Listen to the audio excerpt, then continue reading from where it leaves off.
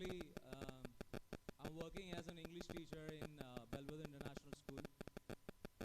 నేను నా అత్తయ్య గురించి చెప్తాను. నా అత్తయ్య ఒక నర్సుగా పనిచేస్తున్నారు ఇక్కడ అట్కూర్లో. ఆ అత్తయ్యకి హస్బెండ్ చాలా ఇయర్స్ ముందే చనిపోయారు. చనిపోయిన తర్వాత ఇద్దరు అమ్మాయిల్ని చాలా కష్టపడి పెంచారు. ఒకే ఒక అన్నయ్య ఉన్నారు. అన్నయ్యకి ఈ ఒక 1 year ముంద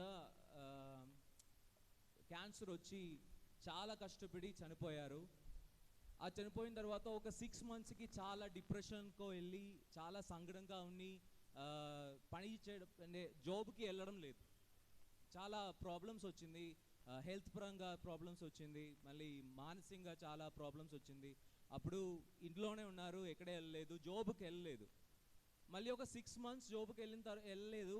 మళ్ళీ జాయిన్ చేయడానికి ట్రై చేస్తే వాళ్ళు సుపీరియర్స్ నా అత్తయ్యని అలౌ చేయలేదు. అంటే ఒక 6 months ముంద సుపీరియర్ని నా అత్తయ్య మధ్యలో ఒక గొడవ జరిగింది. ఆ గొడవ గుర్తుపెట్టుకొని జాయిన్ చేయడానికి అలౌ చేయలేదు. వాళ్ళని జాబ్ నుంచి తీసేయడానికి కూడా ప్లాన్ చేశారు.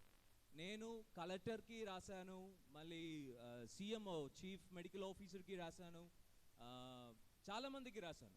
ఇదన్నీ రాసిన తర్వాత కూడా ఏం రెస్పాన్స్ లేదు. మళ్ళీ రాజమండ్రి కలెక్టర్ రెస్పాన్స్ చేసి ఈ సుపీరియర్కి ఫోన్ చేసి మీరు జాయినింగ్ లెటర్ ఇవ్వండి అని చెప్పినా కూడా ఇవ్వలేదు. మళ్ళీ ఒకసారి నేను ఇక్కడ చర్చ్కి వచ్చేటప్పుడు ఫాదర్ గారు చెప్పారు. నేను అప్పుడు అనుకున్నాను వేళాంగణి చర్చ్ లేకపోతే కేరళ ఏదైనా చర్చ్లో వెళ్ళి ప్రేయర్ చేద్దామని అనుకున్నాను.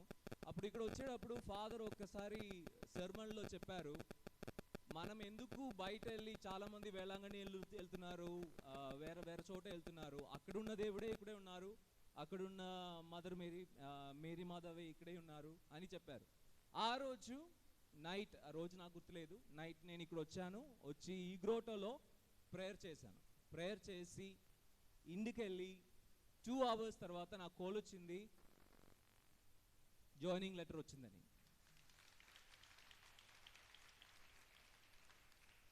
The problem was not over. The problem ఆగలేదు, మళ్ళీ ప్రాబ్లం వచ్చింది.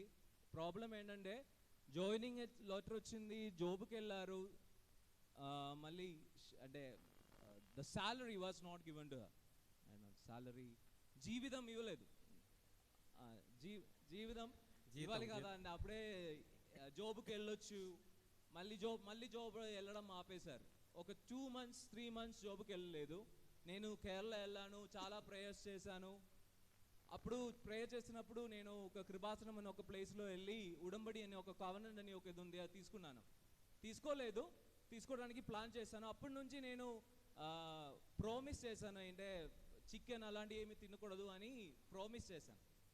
మళ్ళీ నేను ఒకసారి తినేసాను. తిన్న తర్వాత నాకు చికెన్ బాక్స్ వచ్చింది. నేను ప్రామిస్ చేసిన తర్వాత నేను ఆ ప్రామిస్ చేయలేదు. దేవుడికి ఒక ప్రామిస్ చేశాను, నేను మాంసం తినను అని ప్రామిస్ చేసిన తర్వాత కూడా నేను అది ప్రామిస్ కీప్ చేయలేదు.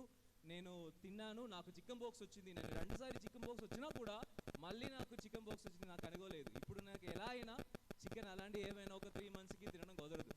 ఇప్పుడు నేను ఎందుకు ఇక్కడ వచ్చి ఇప్పుడు చెప్తున్నానంటే, నాకు తెలుగు రాదు అయినా కూడా నేను వచ్చి ఇప్పుడు చెప్తున్నానంటే, ఈ సాలరీ రాలేదు కదా, 2 months సాలరీ రాలేదు. నా చికెన్ బాక్స్ అయిపోయిన తర్వాత లాస్ట్ మండే నాకు చికెన్ బాక్స్ ఒక 6 daysలో నేను ప్రేయర్ చేసి 6 daysలోనే నాకు అన్నీ ఓకే అయింది. ఆ మండే నేను వచ్చి లాస్ట్ వీక్ మండే నేను ఇక్కడ వచ్చి మళ్ళీ ప్రేయర్ చేశాను. ప్రేయర్ చేసేటప్పుడు చెప్పాను, చాలా ఇబ్బంది పెట్టారు వాళ్ళు, సాలరీ లేదు, చాలా 6 months నుండి డబ్బు లేదు. నేను వాళ్ళకి సపోర్ట్ చేస్తాను, నాకు నా ఫ్యామిలీ సపోర్ట్ చేస్తున్నాను. నేను చాలా నాకు కూడా ప్రాబ్లం అయింది, అయినా కూడా నేను ఇక్కడ వచ్చి ప్రేయర్ చేశాను. ప్రేయర్ చేసేటప్పుడు చెప్పాను, ఈ సాలరీ వస్తే నేను ఇక్కడ వచ్చి సాక్ష్యం ఇస్తానని, విట్నెస్ ఇస్తానని ప్రామిస్ ఇచ్చాను. 2 days తర్వాత 4 months సాలరీ వచ్చింది. జాబ్కి వెళ్ళలేదు అయినా కూడా ఆ సాలరీ ఫుల్గా వచ్చింది.